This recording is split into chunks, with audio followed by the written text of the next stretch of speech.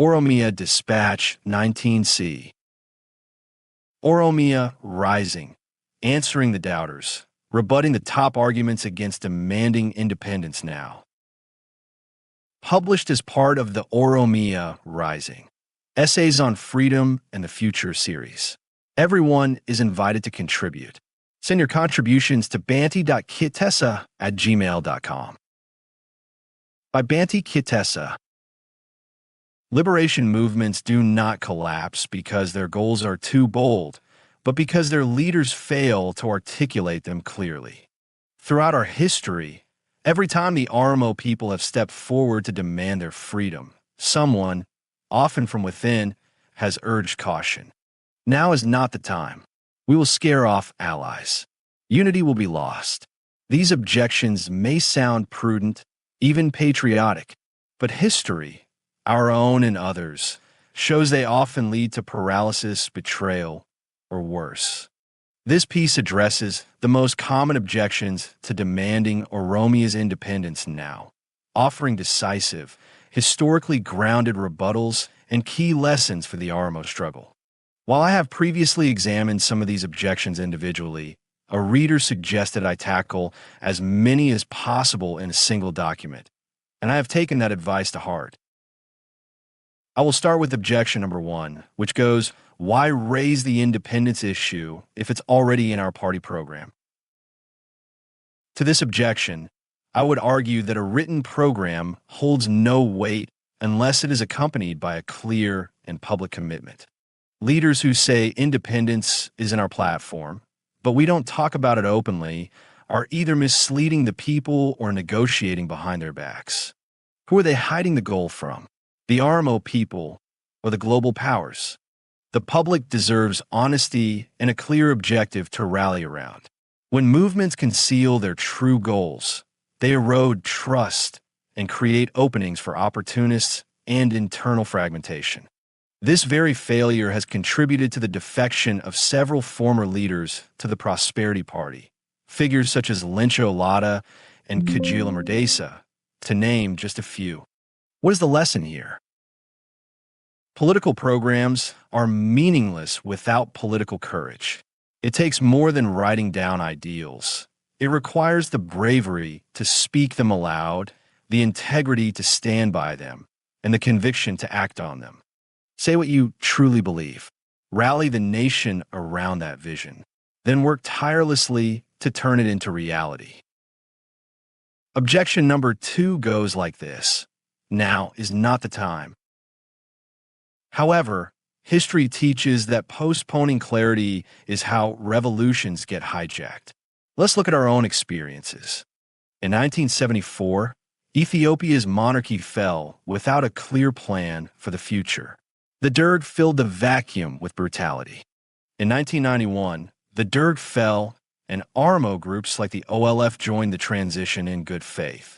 But lacking clarity and unity, they were sidelined as the TPLF imposed its will. In 2018, Oromo leaders again entered the political arena calling for reform. The result? Mass arrests, massacres, and the destruction of the hopes of change from within. What lesson should we draw from these past experiences? That waiting for the right time often means waiting until it's too late. Clarity brings strength. Delay invites defeat. Objection number 3 claims Oromo unity will be harmed if we raise independence now. I say, to the contrary, true unity comes from clear principles, not vague slogans. Movements that fear the truth divide themselves from within. Hiding our ultimate goal may preserve a surface-level alliance, but invites co-optation, betrayal, and elite manipulation.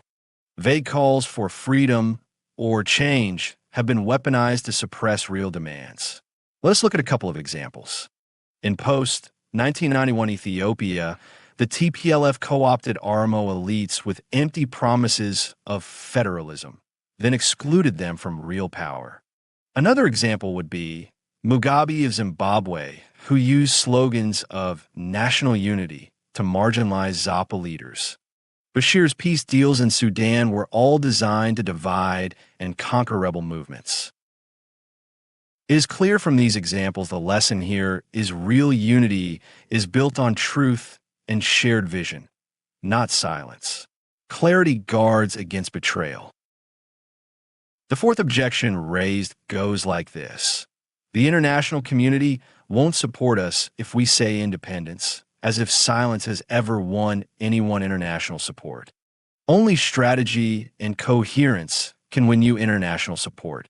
Western powers are not morality police. They support movements that are organized, disciplined, and clear about their goals. They calculate risks, not feelings. Let's look at a few cases to drive this point home. Eritrea, for example, never wavered on independence, even when Western powers backed Ethiopia. After victory, it held a referendum and was recognized. It won international support through strategy and coherence, among other things. In the same neighborhood, South Sudan kept independence central to their strategy and all negotiations. As a result, when the people voted, 98% chose to succeed with Western support. Kosovo declared its independence goal clearly and early and worked hard at building diplomatic networks. Eventually, its independence was recognized by over 100 countries that did not support it previously. What is the lesson for us here? It is that the West respects resolve, not hesitation. We should make our case for independence and make it consistently. The international community will be compelled to listen and support. There's a fifth objection that goes, let's first remove Abiy's regime, then talk about independence. But this very strategy has failed us, miserably and repeatedly in Oromo history. Remember 1974 and the fall of Haile Selassie, 1991 and the defeat of the Derg, and 2018 when the TPLF was ousted. Did any of these moments lead to outcomes favorable for the Oromo? No, they did not. Why? Because in Ethiopia, regime change without structural change leads to recycled tyranny. The empire persists under new names because no clear vision replaces it. Plenty of other examples abound. To mention but a few, in Egypt in 2011 and in Sudan in 2019, dictators fell, but vague roadmaps led to military resurgence and crushed revolutions. One lesson from these examples is that if we don't define our goal now, once the current regime failed, others will define our future for us. Silence today weakens our position tomorrow.